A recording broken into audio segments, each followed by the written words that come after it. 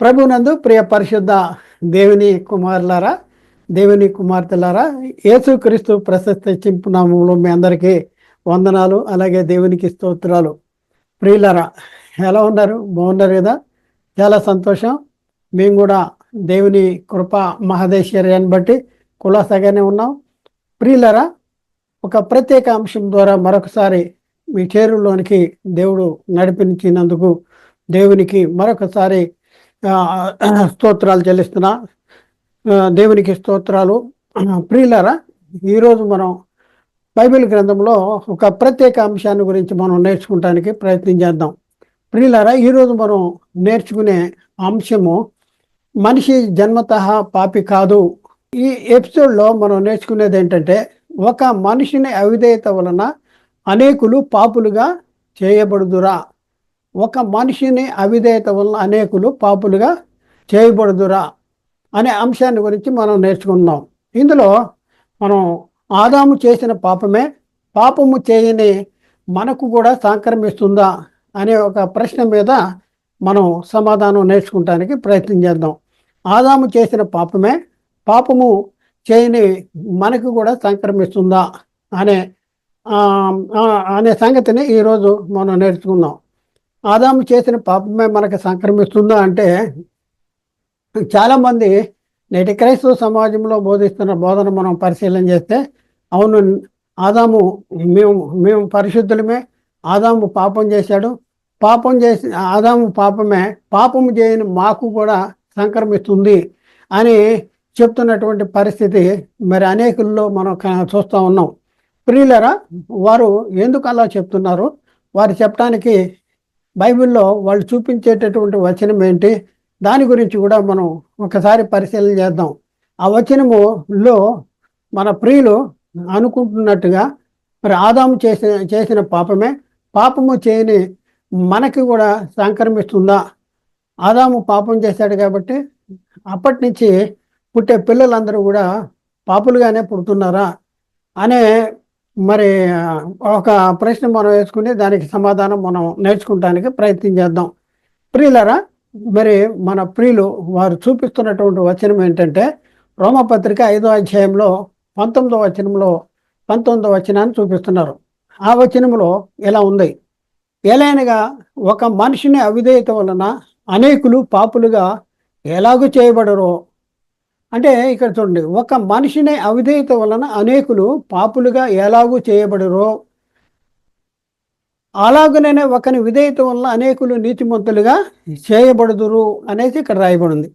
అంటే ప్రియులరా, ఈ వచనాన్ని మనం చదువుతున్నప్పుడు మరి మనకి ఎలా అర్థమవుతుంది చదివే వాళ్ళకంటే, ఒక మనిషిని అవిధేయత వలన అనేకులు ఎలాగూ పాపులుగా చేయబడరు అనేసి రాయబడి ఉంది.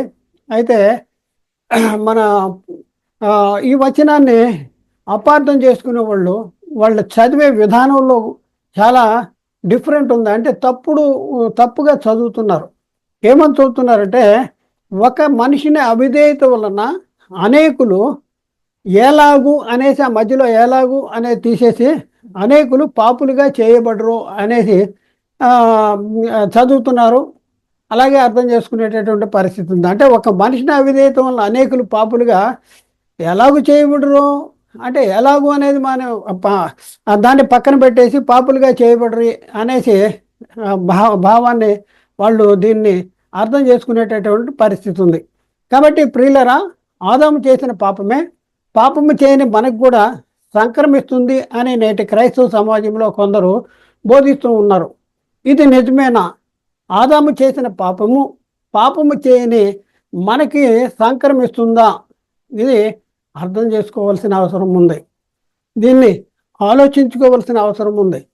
ప్రియులరా, మరి ఒక ప్రశ్న వేసుకుందాం. ఒక మనిషిని అవిధేయత వలన అనేకులు పాపులుగా చేయబడరా? మనం చదివిన వచనంలో ఇదే అర్థమిస్తుందా? ఒక మనిషిని అవిధేయత వలన అనేకులు పాపులుగా చేయబడ్డారా? మరొక ప్రశ్న వేసుకుందాం. ఆదాము అవిధేయత వలన పాపము చేయని అనేకులు పాపులుగా చేయబడిరా? చూడండి, ఒకసారి ఆలోచించండి. ఏమర్థమవుతుంది ఆ వచనం చదివితే మనకి? ఆ వచనం చదివితే మనకేం అర్థమవుతుంది? ఒక మనిషిని అవిధేయత వల్ల అనేకులు పాపులుగా చేయబడిపోయారు. అలాగే ఆదాము అవిధేయత వల్ల పాపము చేయని అనేకులు పాపులుగా చేయబడుతున్నారు అనేసి అర్థమిస్తుందా అంటే అలా అర్థంగా అలా రాయబడలేదు. కానీ మనము చదివే విధానంలో తప్పుగా చదువుతున్నాం కాబట్టి మనకి అలా అర్థమవుతుంది. కాబట్టి ప్రియులరా ఒకసారి ఆలోచించేయండి. ఒకసారి మనం పరిశీలన చేస్తే లేఖనాల గురించి మనం పరిశీలన చేస్తే లేఖనాల్లో ఎలా రాయబడి అంటే లేఖనము ఎప్పుడు మనిషిని ఇచ్చిన బట్టి కలగలేదు, కానీ మనుషులు పరిశుద్ధాత్మ ద్వారా ప్రేరేపించబడిన వారే దేవుని మూలంగా పలికిన లేఖనాలు. ప్రియులారా, దేవుని మూలంగా పలికిన లేఖనాల్లో మరి ఒక దగ్గరేమో ఒక మనిషిని అవిధేయత వల్ల అనేకులు పాపులుగా చేయబడ్డారు అనేసి ఒక దగ్గర ఉండి, మరి మరొక దగ్గర ఏంటంటే మనుషులందరూ పాపం చేసినందునే మరణం అనేది అందరికీ సంప్రాప్తిస్తుంది అనేసి ఉంది. అంటే బైబిల్లో ఒక వచనము మరొక వచనాన్ని విభేదించకూడదు. మనం ఒక సిద్ధాంతాన్ని స్థిరపరిచినప్పుడు బైబిల్లో ఒక వచనము మరొక వచనాన్ని విభేదించకూడదు. ఇది ప్రాథమికమైనటువంటి సూత్రం అన్నమాట. కాబట్టి ప్రియులరా, మరి రోమపత్రిక 5వ అధ్యాయం 19వ వచనములో రాయబడినట్లు ఒక మనిషిని అవిధేయత వలన అనేకులు పాపులుగా చేయబడిపోయారు ఎలాగూ అనేది వాళ్ళు చదవట్లా. పాపులుగా చేయబడిపోయారు అంటే ఒక మనిషిని అవిధేయత వలన అనేకులు అంటే పాపం చేయని వారు కూడా పాపులుగా, ఆదాము చేసిన పాపమే వీళ్ళకి కూడా వచ్చేస్తుంది. కాబట్టి ఆదాము చేసిన పాపమే, పాపం చేయని మనం కూడా పాపులుగా తీర్చబడిపోతున్నాం. ఇది నిజమేనా? ఒకవేళ అదే నిజమైతే అదే బైబిల్లో రోమపత్రిక 5వ అధ్యాయం 12వ వచనంలో ఇట్లుండగా ఒక మనిషిని ద్వారా పాపం ద్వారా మరణము లోకంలోనికి ఎలాగూ ప్రవేశించనో అనేసి కింద ఏమో రాయబడింది, అలాగుననే మనుషులందరూ పాపము చేసి దేవుడు అనుగ్రహించు మహిమను పొందలేకపోతున్నారు. మనుషులందరూ పాపము చేసినందున మరణము అందరికీ సంప్రాప్తమైంది. మనుషులు అందరూ పాపము చేశారు. పాపము చేయని వారి మీద మరణం అనేది రాదు. ఎవరి మీద మరణం వస్తే ఆజ్ఞాతిక్రమణ పాపము, పాపం వల్ల వచ్చే జీతము మరణము.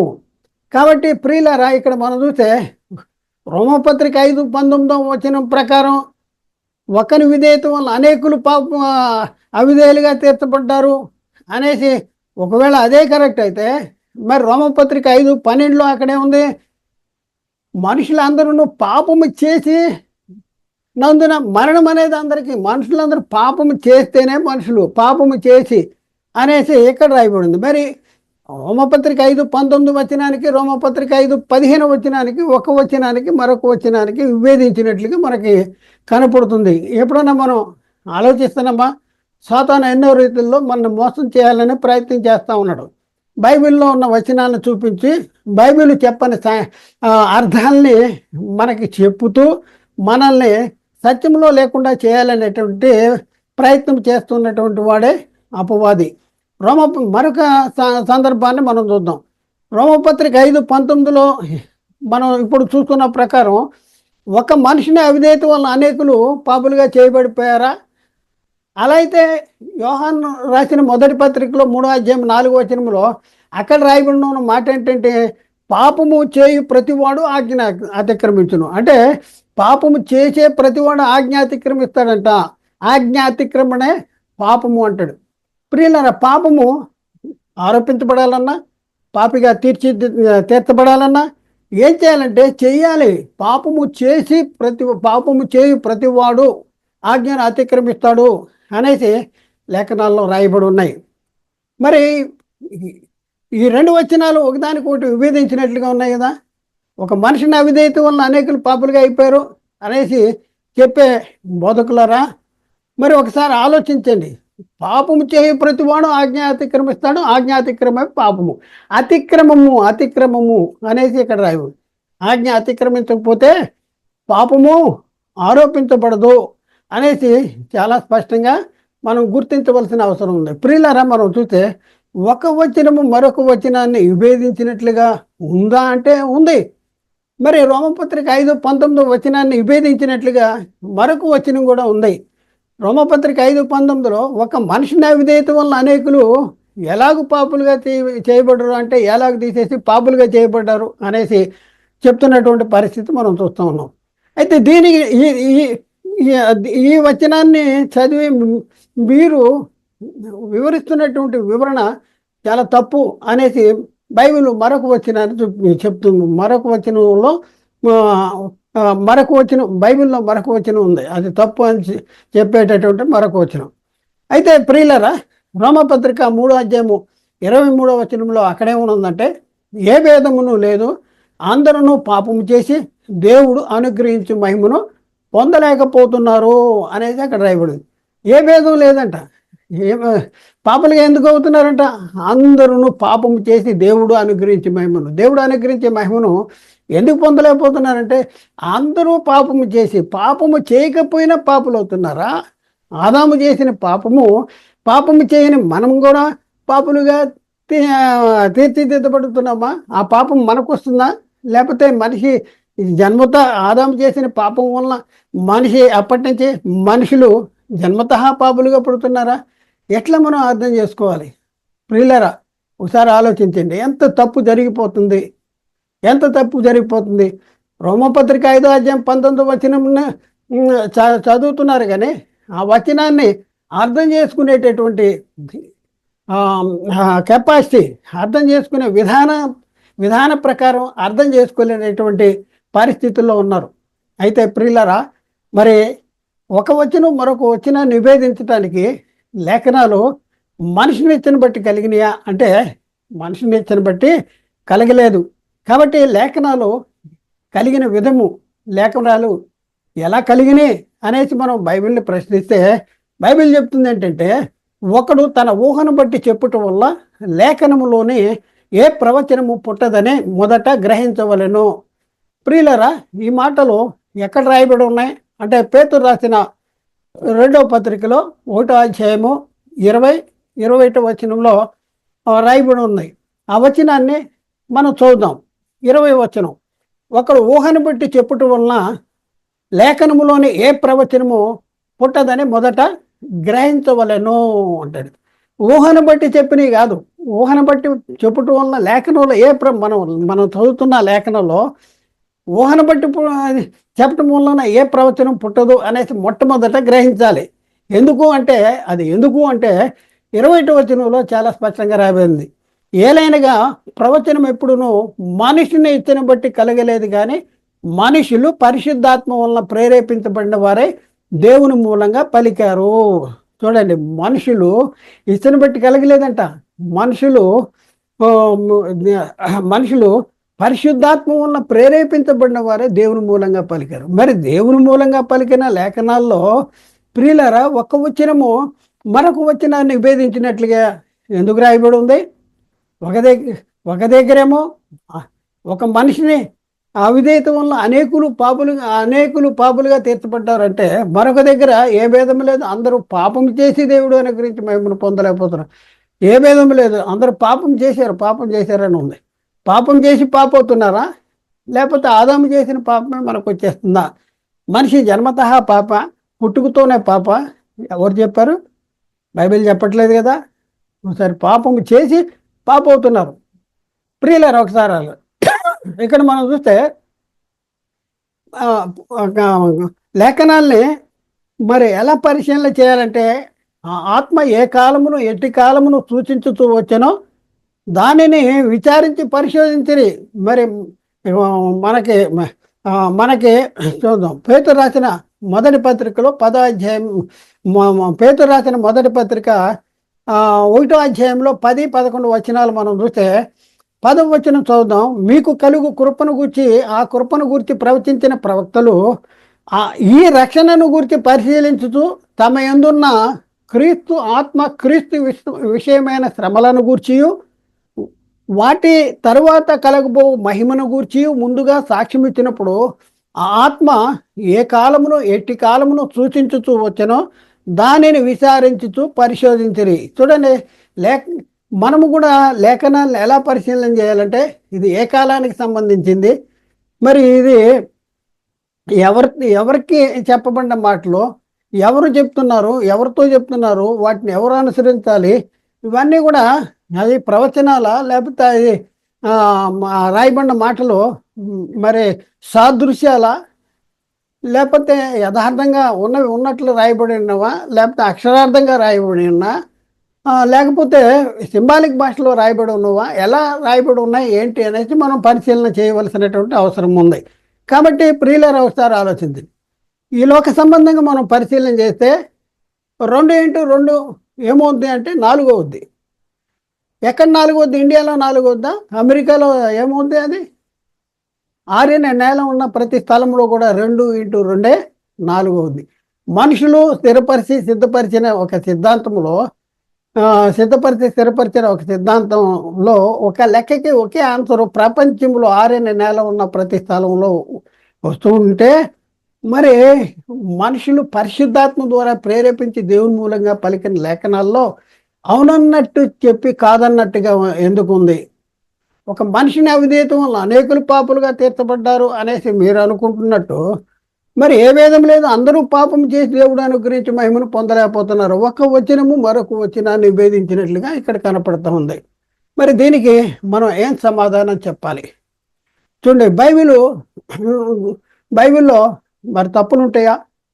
బైబిల్లో అవునని చెప్పి కాదన్నట్టుగా ఉంటుందా అని అంటే అలాంటి పరిస్థితి ఎట్టి పరిస్థితి మనము దాన్ని అర్థం చేసుకుంటంలో లోపమే, కానీ బైబిల్లో చాలా స్పష్టంగా రాయబడి ఉంటాయి. అయితే యేసుక్రీస్తు గురించి మనం పరిశీలన చేస్తే యేసుక్రీస్తు ఏమంటున్నాడంటే, మీ మాట అవునంటే అవును, కాదంటే కాదు అని ఉండవలెను అని యేసుక్రీస్తు చెప్పాడు. ఎక్కడ చెప్పాడు? మత్తయి సువార్తలో 5వ అధ్యాయం 37వ వచనం. మత్తయి సువార్త 5:37. మీ మాట అవునంటే అవును, కాదంటే కాదు అని ఉండవలను, వీటికి మించినది దుష్టుడి నుండి పుట్టినది అనేసి అక్కడ రాయబడింది. మరొక వచనాన్ని మనం చూద్దాం. పౌలు గారు రాశారు, అపోస్తులైన పౌలు గారు కొరింథీకి రాసిన 2వ పత్రికలో 1వ అధ్యాయము 18, 19 వచనాల్లో అక్కడ రాయబడిన మాట ఏంటంటే, దేవుడు నమ్మదగిన వాడు గనుక మేము మీకు చెప్పిన వాక్యము అవునని చెప్పి కాదన్నట్టుగా లేదు అంటాడు. దేవుడు ఎలాంటి వాడంట? నమ్మదగిన వాడంట. అందుకనే మేము మీకు చెప్పిన వాక్యము అవునని చెప్పి కాదన్నట్టుగా లేదు అనేసి అక్కడ చెప్తున్నాడు. 19వ వచనంలో మా చేతను అనగా నా చేతను, సిల్వాను చేతను, తిమోతి చేతను మీలో ప్రకటించబడిన దేవుని కుమారుడు యేసుక్రీస్తు అవునని చెప్పి కాదని వాడై ఉండలేదు, కానీ ఆయన అవునని వాడే ఉన్నాడు అనేసి చెప్తున్నాడు. దేవుడు నమ్మదగిన వాడు, యేసుక్రీస్తు కూడా అవునని చెప్పి కాదనేవాడు కాదు. అలాగే అపోస్తులు చెప్పిన వాక్యము అవునని చెప్పి కాదన్నట్టుగా లేదు. మరి ఇక్కడ మనం చూసుకుంటే ఒక వచనం మరొక వచనాన్ని, ఒక దగ్గర ఒక మనిషిని అవిధేయత వల్ల అనేకులు పాపులుగా తీర్చబడిపోయారు అన్నట్టుగా మనకి కనపడుతుంది అనే భావాన్ని వస్తున్నట్టుగా మనం అనుకుంటున్నాం. కానీ మరి ఏ భేదం లేదు, అందరూ పాపం చేశారు అనేసి, పాపం చేసి దేవుడు అనుగ్రహించి మహిమను పొందలేకపోతున్నారని మరొక దగ్గర. ఇలా ఒక వచనం మరొక వచనాన్ని ఎందుకు విభేదిస్తుంది? నిజంగా వాస్తవంగా విభేదిస్తుందా, లేకపోతే మనము చదువుట్లోనే లోపం ఉందా? ఇది మనం తెలుసుకోవాల్సిన అవసరం ఉంది. రోమపత్రిక 3వ అధ్యాయం 4వ వచనంలో అక్కడ రాయబడిన మాట ఏంటంటే, ప్రతి మనుషుడు అబద్ధికుడు కానీ దేవుడు సత్యవంతుడు కాక తీరడు. ప్రతి మనుషుడు అబద్ధికుడు అవును కానీ అగును కానీ అబద్ధికుడు అగును కానీ దేవుడు మాత్రం సత్యవంతుడు. మరి దేవుని మూలంగా పలికిన లేఖనాలు అవునన్నట్టు చెప్పి కాదన్నట్టుగా ఉంటాయా? ఒకసారి ఆలోచించండి. ప్రియులరా, మనం సమర్థించుకోవచ్చు, కానీ ప్రభువులే చాలామంది మరి కొంతమంది అడుగుతారు, బైబిల్ని తప్పు పట్టుకునే వాళ్ళు అడుగుతారు, మీ బైబిల్లో ఒక వచనం మరొక వచనాన్ని నివేదించినట్లు ఉంది, ఏంటి సంగతి అని అడుగుతారు. మిమ్మల్ని హేతువుడికి ప్రతి వానికి మనం ఏం చేయాలంటే సాత్వికంతోనో భయంతోనో సమాధానం చెప్పాలి. ప్రియులరా, ఆ మాటలు ఎక్కడ రాయబడి అంటే పేతురు రాసిన మొదటి పత్రిక 3వ అధ్యాయంలో 15వ వచనంలో అక్కడ రాయబడినది. నిర్మలమైన మనస్సాక్షి కలిగిన వారై మీలో ఉన్న నిరీక్షణ గురించి మిమ్మల్ని హేతువుడికి ప్రతి వానికి సాత్వికంతోనో భయంతోనో సమాధానం చెప్పుటకు ఎల్లప్పుడూ సిద్ధముగా ఉండి మీ హృదయములందు క్రీస్తును ప్రభువుగా ప్రతిష్ఠించుకోండి అనేసి. చూడండి, మిమ్మల్ని హేతువుడికి ప్రతివానికి సాత్వికంగా సమాధానం చెప్పవలసినటువంటి అవసరం ఉంది. ప్రియులారా, ఒకసారి ఆలోచించండి. 2x2 6 6 కరెక్టా? 2x2 4 కరెక్టా? 2x2 8 కరెక్టా? ఈ మూడిట్లో ఏది కరెక్టు? ఒకసారి ఆలోచించండి. ఈ మూడిట్లో 2x2 4 కరెక్టు.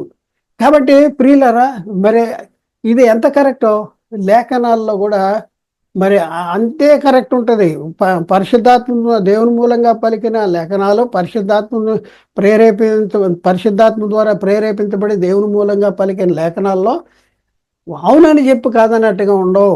ఇది మనం గుర్తించుకోవాల్సిన అవసరం ఉంది.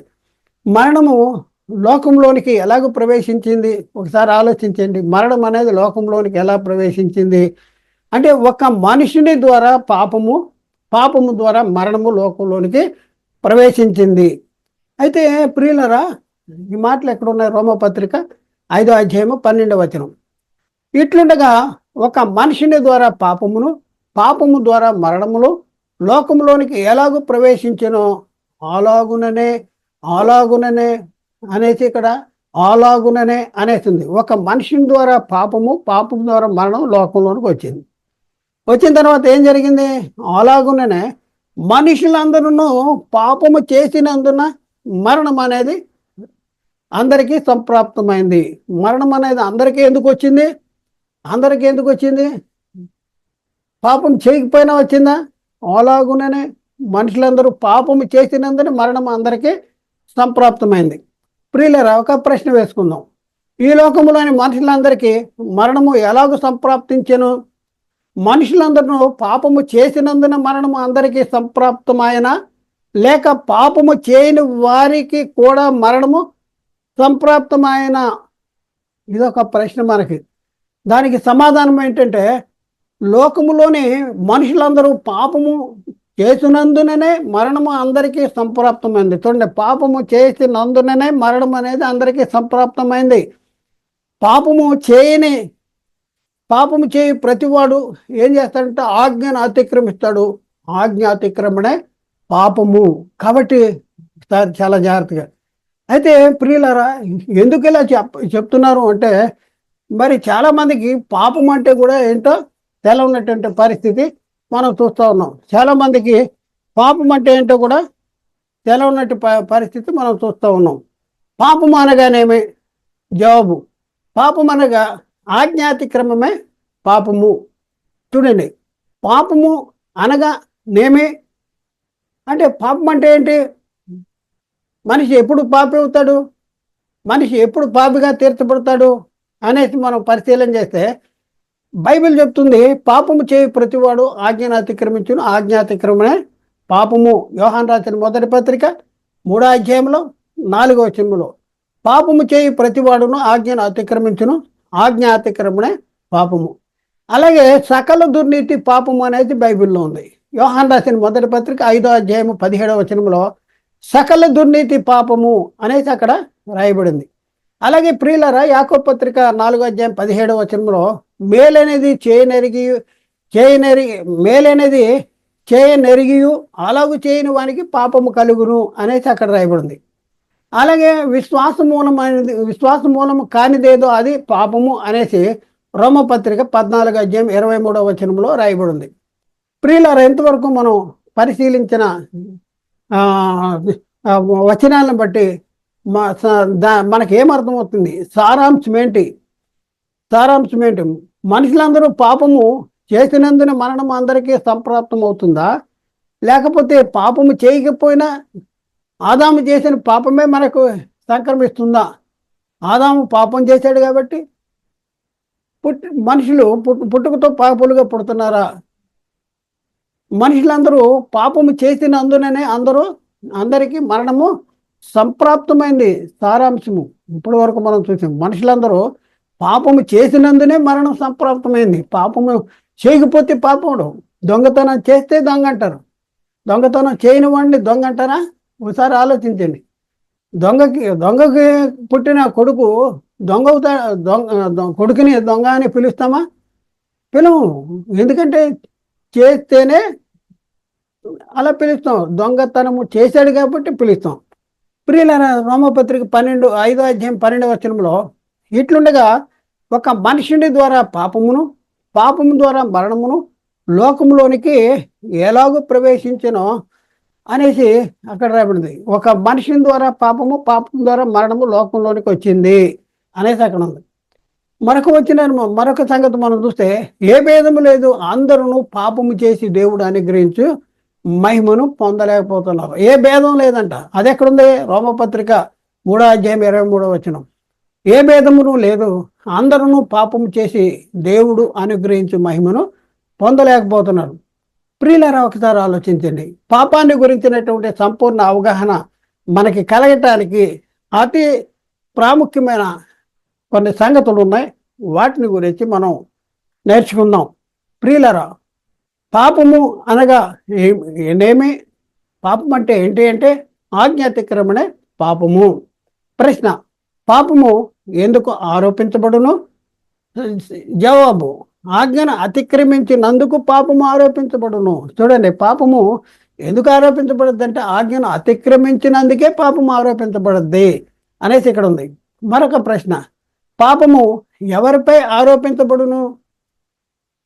జవాబు: పాపము ఆజ్ఞను అతిక్రమించిన వారిపై ఆరోపించబడుద్ది.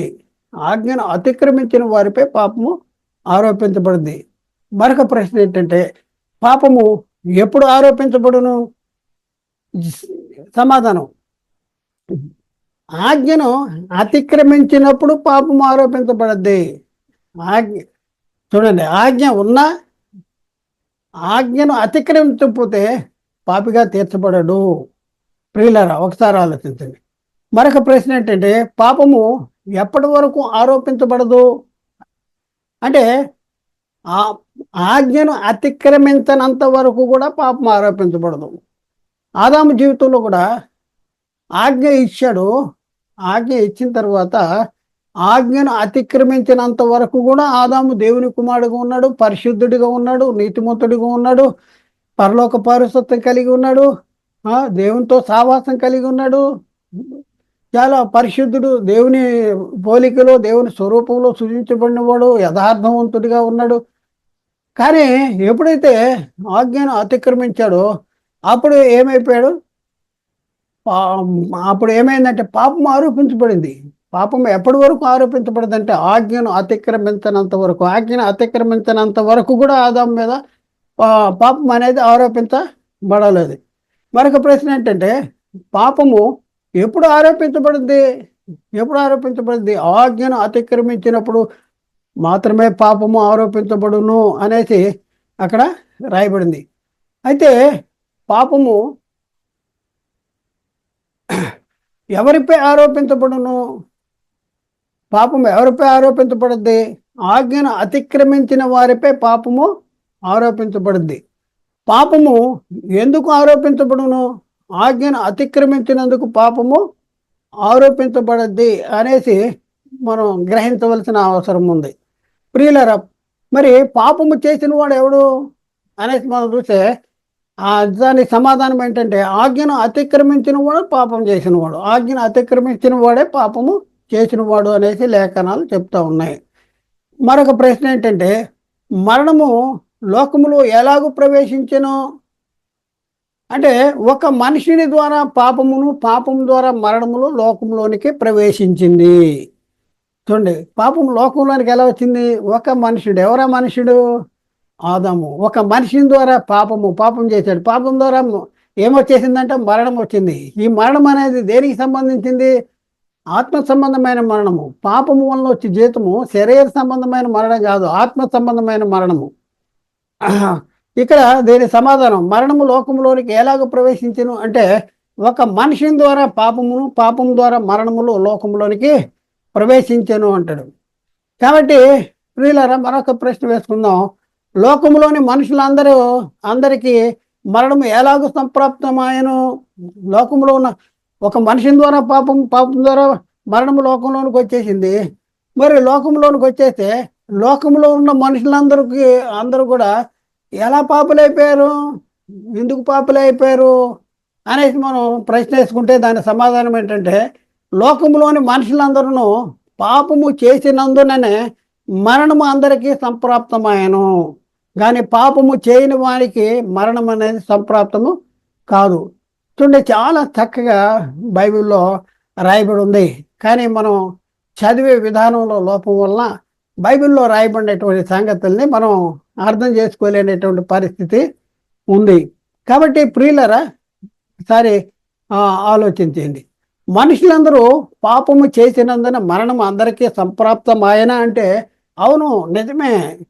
ఈ లోకంలోని మనుషులందరూ కూడా పాపము చేసినందుననే మరణం అనేది అందరికీ సంప్రాప్తము ఆయను, కానీ పాపము చేయని వారి మీద మరణం అనేది సంప్రాప్తం కాదు.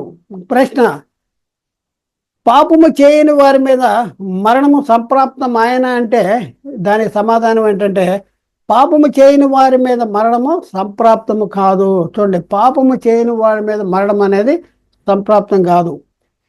అలాగే పాపము చేయని వారి మీద మరణం ఏలునా అంటే, పాపము చేయని వారి మీద మరణం ఏలేటటువంటి ప్రసక్తే లేదు. అసలు పాపానికి ఉన్న బలం ఏంటి?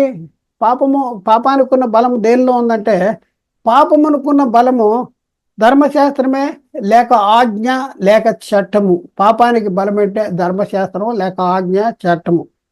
ప్రియులరా, ఒక ఒక వ్యక్తిని నేరస్తుడు అని ఆరోపించేది ఏంటంటే చట్టము. కాబట్టి పాపానికి ఉన్న బలం ఏంటంటే చట్టము. కాబట్టి ప్రియులరా, ఒకసారి ఆలోచింది. పాపము చేయని వారి మీద కూడా మరణం వెళ్తుందా అంటే, పాపము చేయని వారి మీద కూడా మరణము ఏలేటటువంటి పరిస్థితి లేదు. పాపము చేయని వారి మీద మరణము సంప్రాప్తమయ్యానంటే, పాపము చేయని వారి మీద మరణం అనేది సంప్రాప్తమయ్యేటటువంటి పరిస్థితి లేదు. అందుకే అయితే ప్రియులరా, మరి ఇక్కడ మనం చూస్తే ఈ ఈ మరి మనం ఏదైతే మూలవచనంగా ఒక వచనాన్ని చదువుకున్నామో, రోమపత్రిక 5:19 వచనం, మరి ఈ వచనంలో ఎందుకు అలా రాయబడి ఉంది? రోమపత్రిక 5:19 చదువుతున్నాం. ఏలైనగా ఒక మనిషిని అవిధేయత వల్ల అనేకులు పాపులుగా ఎలాగూ చేయబడరు అనేసి ఇక్కడ రాయబడింది. ఒక మనిషిని అవిధేయత వల్ల అనేకులు ఎలాగూ పాపులుగా చేయబడరు అనేసి ఇక్కడ రాయబడి ఉంది. అయితే ప్రియులరా, ఒకసారి ఆలోచించండి. ఒక మనిషిని అవిధేయత వలన అనేకులు పాపులుగా చేయబడనే ఎందుకు రాయబడి ఉంది అనేసి ఇది మనం ప్రశ్న వేసుకోవాలి. ప్రియులరా, ఇక్కడ మనం చూస్తే ఒక మనిషిని అవిధేయత వలన పాపము చేయని అనేకులు పాపులుగా చేయబడిన ఆ వచనంలో లేదు. మనం ఉంటున్నాం కదా, మనం చదువుతూనే ఉంటున్నాం. కానీ చదువుతున్నటువంటి ఆ వచనాన్ని ప్రియులరా ఎన్నిసార్లు చదివినా కూడా తప్పుగానే చదివేటటువంటి పరిస్థితి. మన వాస్తవానికి మనం చూస్తే ప్రియులరా, ఒక మనిషిని అవిధేయత వలన మరి అనేకులు పాపులుగా చేయబడ్డారు అనే ఆ వచనంలో లేదు. ఇది మొట్టమొదట గ్రహించవలసినటువంటి అవసరం ఉంది. ప్రియులరా, ఇంకా మనం పరిశీలన చేస్తే అనేకులు పాపులుగా ఎలాగ చేయబడ్డారు, అనేకులు పాపులుగా ఎలా చేయబడ్డారు అనే ఆ వచనంలో ఉంది. మనుషులందరూ పాపము చేసినందున మరణం అందరికీ సంప్రాప్తమవుద్ది. మనుషులందరూ పాపం చేస్తేనే అందరికీ సంప్రాప్తమవుద్ది. రోమపత్రిక 3:23లో ఏ భేదము లేదు, అందరూ పాపము చేసి దేవుడు అనుగ్రహించు మహిమను పొందలేకపోతున్నాడు. అలాగే రోమ 5:12 వచనంలో ఇట్లుండగా ఒక మనిషిని ద్వారా పాపం ద్వారా మరణము లోకంలోనికి ఎలాగూ ప్రవేశించనో అలాగుననే మనుషులందరూ పాపము చేసినందున మరణం అనేది అందరికీ సంప్రాప్తము అవుతుంది అనేసి లేఖనాలు చెప్తుంది. పాపము చేసి అవుతున్నాడని బైబిల్ చెప్తుంది. మరి ఇక్కడ రోమపత్రిక 5:19 ఏముంది? ఒక మనిషిని అవిధేయత వలన అనేకులు పాపులుగా చేయబడ్డారని లేదు. ఎలాగూ పాపులుగా చేయబడ్డారు, ఎలా పాపులుగా చేయబడ్డారు అనేది మనం క్వశ్చన్. అంతేగాని ఈ ఎలాగూ అనేది అండర్లైన్ చేసుకోవాలి. ఎలాగూ అనేది వదిలేసి ఒక మనిషిని అవిధేయత వలన అనేకులు పాపులుగా చేయబడ్డారు అనేసి చదివేటటువంటి పరిస్థితి మనం చూస్తూ ఉన్నాం. ప్రియులరా, ఒకసారి ఆలోచించండి. పై వచనాన్ని బట్టి ఆదాము అనే ఒక మనిషిని అవిధేయత వలన అనేకులు పాపులుగా చేయకపోయినా, పాపము చేయకపోయినా పాపులుగా ఎలాగూ చేయబడితే, పై వచనాన్ని బట్టి ఆదాము అనే ఒక మనిషిని అవిధేయత వలన అనేకులు పాపము చేయకపోయినా పాపులుగా ఎలాగూ చేయబడితే, ఒకవేళ మనం అనుకుంటే ఆదాము అవిధేయత వలన అనేకులు పాపులుగా చేయబడ్డారు అనేసి మనం అనుకుంటే, అదే వచనంలో ఏమని రాయబడింది? ఒకని విధేయత వలన అనేకులు నీతిమంతులుగా తీర్చబడ్డారు అనేసి రాయబడింది. చూడండి, అంటే పాపము చేయని అనేకులు ఒక మనిషిని అవిధేయత వలన పాపులుగా తీర్చబడితే, మరి నీతిని జరిగించని అనేకులు యేసుక్రీస్తు విధేయత వలన నీతిమంతులుగా తీర్చబడతారా? నీతిని జరిగించకపోయినా ఒకసారి ఆలోచించింది. యేసుక్రీస్తు విధేయత వలన నీతిని జరిగించిన అనేకులు నీతిమంతులుగా చేయబడిపోవాలి. చేయబడిపోవాలి. మనము నీతిని జరిగించకపోయినా నీతిమంతులుగా తీర్చబడుతున్నామా? ఒకసారి ఆలోచించండి.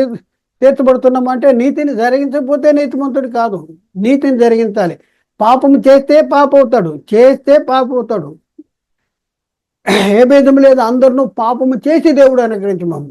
పాపానికి నిర్వచనం ఏంటంటే ఆజ్ఞాతిక్రమణ పాపము. పాపము చేయి ప్రతివాడు ఆజ్ఞను అతిక్రమించును, ఆజ్ఞాతిక్రమణ పాపము. కాబట్టి కనుక పాపము చేయి ప్రతివాడు ఆజ్ఞను అతిక్రమిస్తున్నాడు, ఆజ్ఞాతిక్రమణే పాపము. కాబట్టి ప్రియులారా, అలాగే నీతిని జరిగించేవాడు నీతిమంతుడిగా తీర్చబడుతున్నాడు. ఒక ముద్ర వేసుకోవాలి. పాపము చేసిన వాడు పాప అవుతున్నాడు, నీతిని జరిగించిన వాడు నీతిమంతుడు అవుతున్నాడు. కానీ ఇక్కడ మనం పరిశీలన చేస్తే ఒక మనిషిని అవిధేయత వల్ల అనేకులు ఎలాగూ పాపులుగా తీర్చబడుతున్నారు. ఎలాగ తీర్చబడుతున్నారు అనేది మనం చూస్తే రోమపత్రిక 5:12 దగ్గర రావాలి. 5:12 అందరూ పాపం చేస్తున్నారు, పాపం చేసి పాపులు అవుతున్నారు. అలాగే నీతిని జరిగిస్తే నీతిమంతుడు అవుతున్నారు, నీతిని జరిగించకపోతే నీతిమంతుడు కాదు. యేసుక్రీస్తు ఒక్కని విధేయత వలన మరి అనేకులు నీతిమంతులుగా తీర్చబడుదురు అంటాడు. అలాగుననే యేసుక్రీస్తు అని ఒకరిని విధేయత వలన అనేకులు నీతిమంతులుగా తీర్చబడతారు అంటాడు. అంటే యేసుక్రీస్తు విధేయత వలన అనేకులు నీతిమంతులుగా ఎలా తీర్చబడతారు? నీతిని జరిగించకపోయినా నీతిమంతులుగా తీర్చబడతారా అంటే నీతిని జరిగించకపోయినా కాదు, నీతిని జరిగించాలి. యోహాను రాసిన మొదటి పత్రికలో 3వ అధ్యాయం 7వ వచనంలో అక్కడ ఏమని రాయబడిందంటే, చిన్నపిల్లలారా ఎవరిని మిమ్మల్ని మోసపరచనీయకుడి అంటాడు. ఎవరిని అప్పటికే సాతాను మోసం చేసేటటువంటి పరిస్థితి ఉంది, వాక్యాన్ని కలిపి చెరిపేటటువంటి పరిస్థితి ఉంది. సాతాను తానే వెలుగుదూత వేషం ధరించుకుని ఉన్నాడు. అందుకనే పౌలు అంటాడు, పవిత్రురాలైన కన్యకగా ఒక్కడే పురుషుని అనగా క్రీస్తుకు సమర్పింపవలనని మిమ్మల్ని ప్రదానం చేసి తిని అంటాడు. కానీ సర్పము తన కుయుక్తి చేత అవ్వను మోసపడుతున్నట్లు మీ మనస్సులను చెరపబడి క్రీస్తులో ఉన్న సరత్తుల నుండి ఎట్లయినా తప్పించునేమో అని నేను భయపడుతున్నాను అని చెప్పేటటువంటి పరిస్థితి పౌలు చెప్తా ఉన్నాడంటే, మరి ఎలాంటి పరిస్థితి ఉందో మొదటి శతాబ్ద కాలంలోనే ఒకసారి ఆలోచించుకోవాల్సిన అవసరం ఉంది.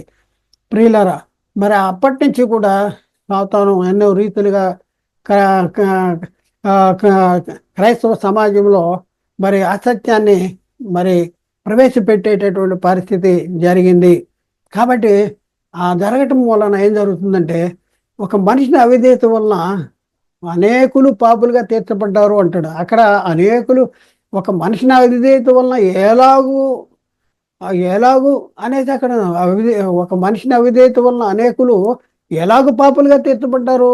ఎలాగైతే రోమపత్రిక 5:12 వెళ్ళాలి, రోమపత్రిక 3:23 వెళ్ళాలి.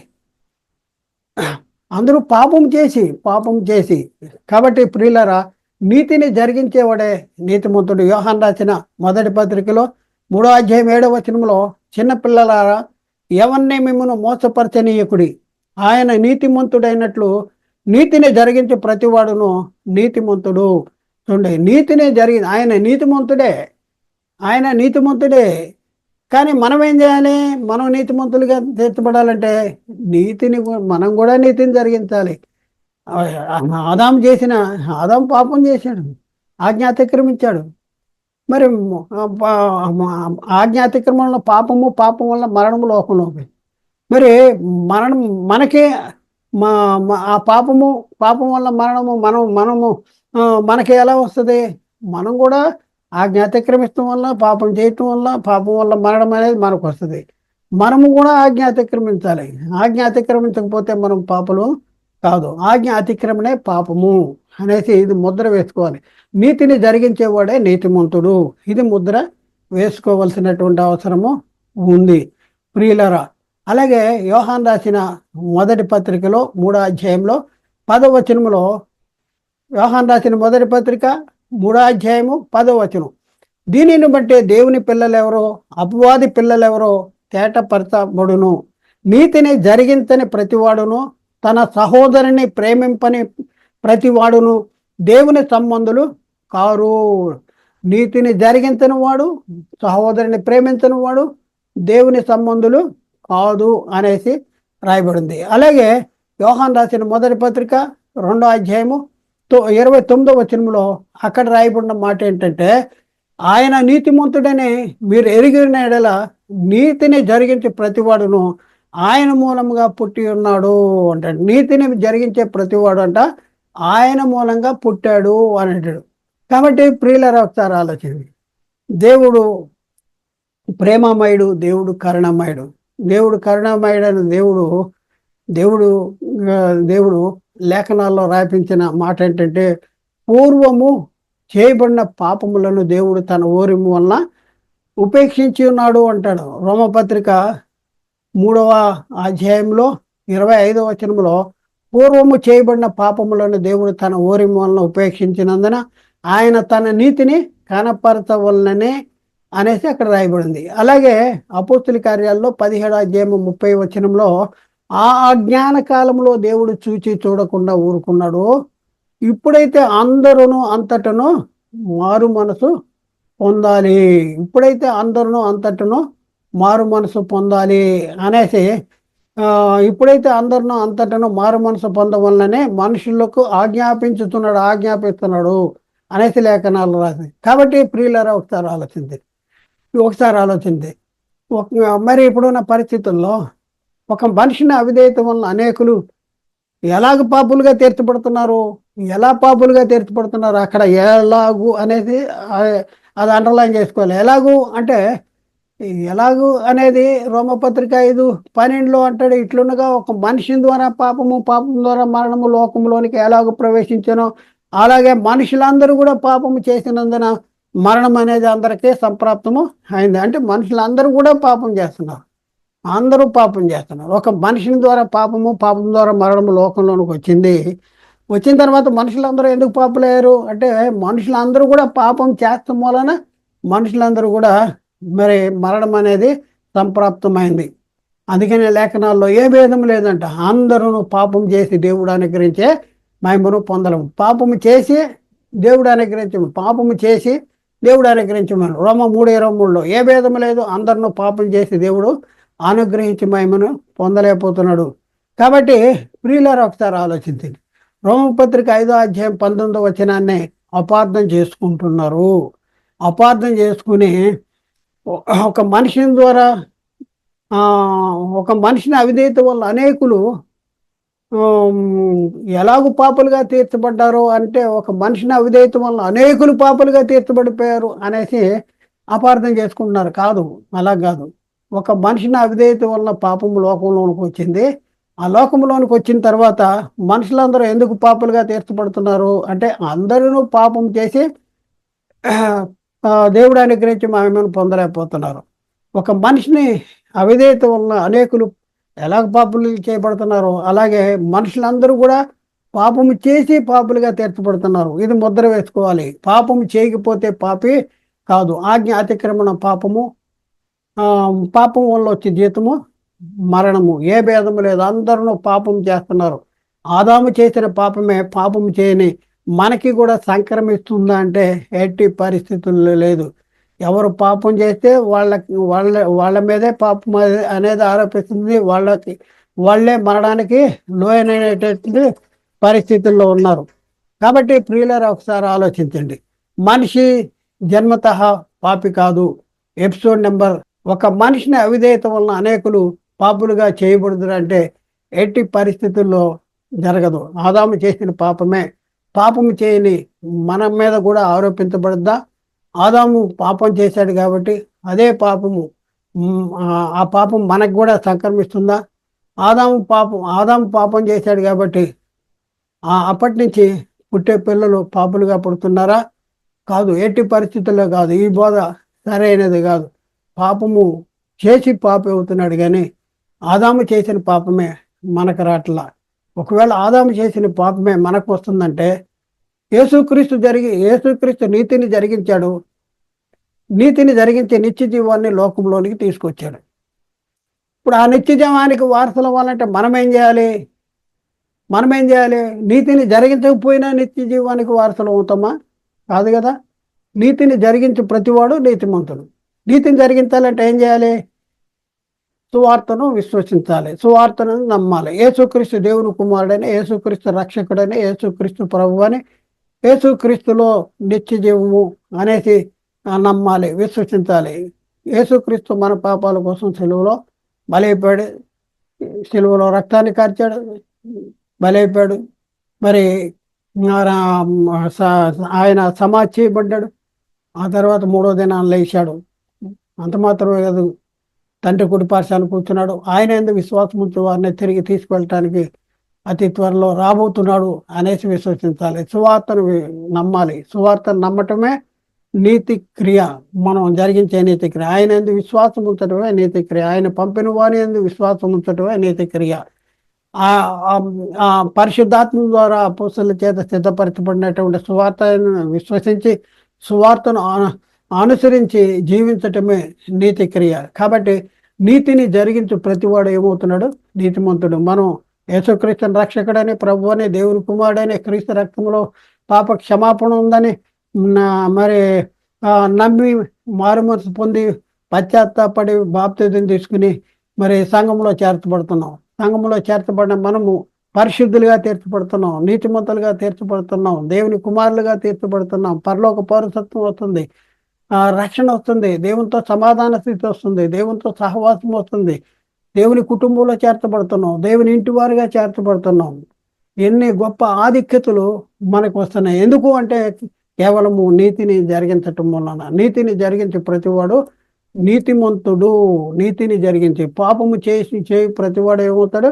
పాపి అవుతాడు. ఏ భేదం లేదు, అందరూ పాపము చేసి దేవుడు అనుగ్రహించే మహిమను పొందలేకపోతున్నారు. కాబట్టి ప్రియులారా, మనిషి జన్మతః పాపి కాదు. ఆదాము పాపం చేయని మన మీదకి రావట్లేదు. ఒక మనిషిని అవిధేయత వలన అనేకులు పాపులుగా చేయబడట్లేదు, పాపము చేసి పాపులుగా చేయబడుతున్నారు. అలాగే యేసుక్రీస్తును ఒకని వలన ఒకడు యేసుక్రీస్తును ఒక నేను వలన లోకంలోనికి నీతి వస్తే ఆ నీతికి మనం వారసులు కావాలంటే మనం కూడా నీతిని జరిగించాలి. అప్పుడే మనము కూడా నీతిమంతులు అవుతాం. కాబట్టి లేఖనంలో చాలా స్పష్టంగా ఉంది, నీతిని జరిగించే ప్రతివాడు నీతిమంతుడు అనేది రాయబడింది. కాబట్టి ఆలోచన చేయండి, అర్థం చేసుకోండి, సత్యాన్ని గ్రహించడానికి ప్రయత్నం చేయండి. అలాగే ప్రియులరా, మేము ప్రకటిస్తున్నటువంటి ఈ యొక్క వాక్యాలన్నీ కూడా మరి యునైటెడ్ బైబిల్ అకాడమీలో అప్లోడ్ చేయబడుతున్నాయి. అలాగే సత్య వార్త ప్రతిధ్వనిలో యూట్యూబ్ ఛానల్ అప్లోడ్ చేయబడుతున్నాయి.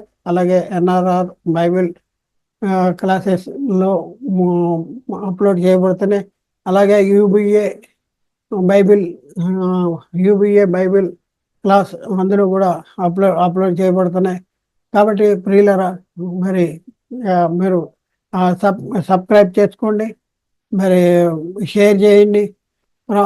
ప్రత్యేకంగా మీకు చెప్పేది ఏంటంటే మేము చెప్పే ఈ మాటలు ఎవరిని వ్యక్తిగతంగా, సంఘపరంగా, సంస్థపరంగా ఎవరిని ఉద్దేశించి చెప్పే కాదు. బైబిల్లో ఇలా ఉంది, బైబిల్ ఎలా చెప్తుంది అనేసి మీకు చెప్పడానికి మీ ముందుకి క్రీస్తు ప్రేమ మమ్మల్ని బలవంతం చేయడం ద్వారా మీ ముందుకు వచ్చాం.